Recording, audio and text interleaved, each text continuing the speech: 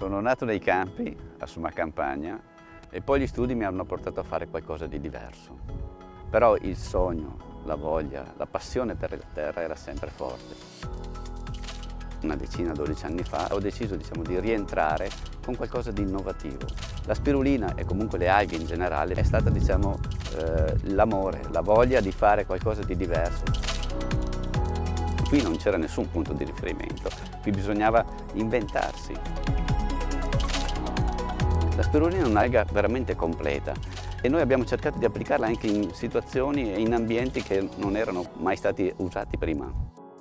L'esempio più lampante sono stati i fertilizzanti.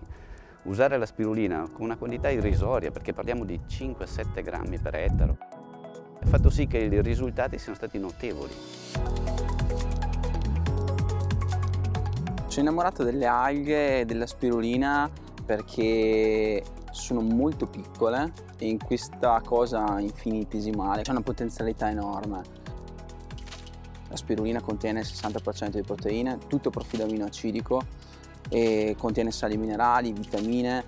La fa di per sé un integratore effettivamente naturale perché è un'alga e in pochissimo spazio abbiamo tutto quello che serve. È indicata per gli sportivi, per il profilo aminoacidico, per i vegetariani, per i vegani, per chiunque alla fine. La nuova frontiera è sicuramente il food, sia appunto dal punto di vista di alimentazione che di integrazione. Prima abbiamo provato con gli gnocchi, abbiamo provato con le lasagne, adesso chissà possiamo fare col riso e diventa a tutti gli effetti un ingrediente da addizionare agli alimenti. In più chi fa sport la integra prima di fare sport perché dà più tono, oppure dopo la prestazione. Vi dirò che stupisce il fatto che è anche molto buona negli alimenti, li valorizza.